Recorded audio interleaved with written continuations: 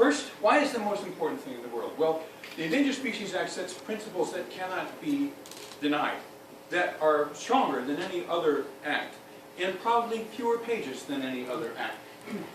It says essentially we have to recognize that threatened species have to be listed and protected and recovered. Period. There are ways and exceptions, but they're quite rare.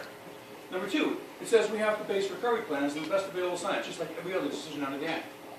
Number three, we have to make sure that our actions agencies consult with the expert agencies so they won't jeopardize those species, and furthermore, so they'll be using their powers to recover them. But number four is that every one of these things is based on the best available science, but guess what?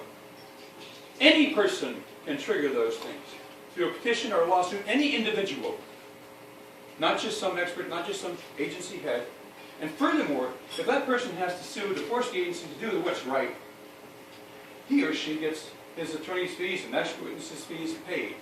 Well, that's an old principle, as old as English common law, used by the Crown to encourage people to help the king as well as the citizens as well as himself. The qui tam action is very, very old. And that's built into the Endangered Species Act like it is in most environmental laws. And without that, we would be at the mercy of political winds and political whims. But we're not. And so we use that. And we got to rebuild it so that it moves down into the administrative process. Jimmy Carter was doing that as a president. In 1978, I was helping to design a program to pay interveners fees, public interest groups, to do Department of Energy regulation, so that we could get it right before we had to litigate about it, at the beginning.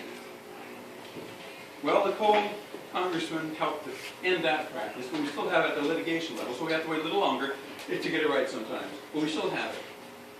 So what it takes is that kind of work, and it takes rewarding people to do it, and it takes the vision to do it. So, this coalition could actually do more than it's already doing. We talked about that today. We not only can have a good defense, we can have an affirmative agenda to do better.